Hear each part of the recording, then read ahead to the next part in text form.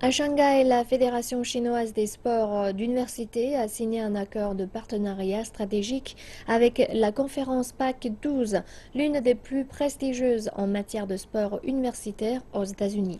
C'est l'une des dernières tentatives en date pour rapprocher les deux pays par le biais du sport et notamment de promouvoir le basketball universitaire en Chine.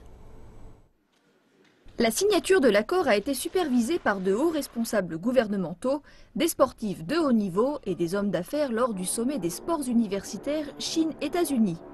L'un des membres de la commission de la PAC 12, Larry Scott, a déclaré que cet accord permettra le développement des sports à un niveau de base en partenariat avec la fondation caritative de l'ancienne gloire du basketball, Yao Ming. Les participants ont évoqué ensemble l'excellence de la coexistence de l'éducation sportive et de l'athlétisme dans les universités chinoises et américaines.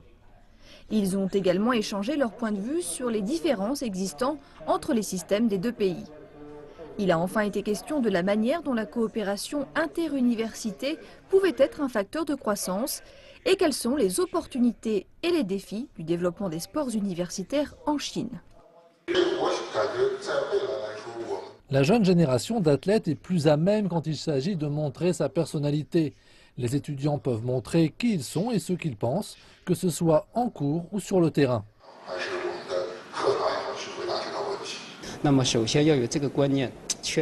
Nous devons insister sur l'idée qu'un excellent parcours universitaire peut parfaitement se combiner à la pratique de sport.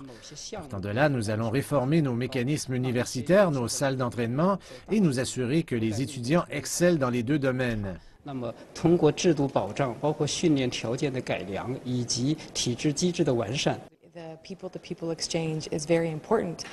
Les échanges de personne à personne sont très importants.